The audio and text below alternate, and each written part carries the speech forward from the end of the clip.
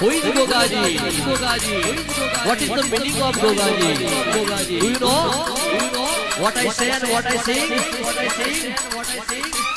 क्या गोगो कौन कहवाय? पाताड़ में शेषनाग से धरती माता नो भार जिला से ये शेषनाग में मारो गोगो कहवाय. बात करिए आकाश नी कैलाश पर्वत वादळ थी वातो कर शिव परमात्मा ना गळा में शणगार रूपे जे नाग से ये नागई मारो गोगो कहवाय.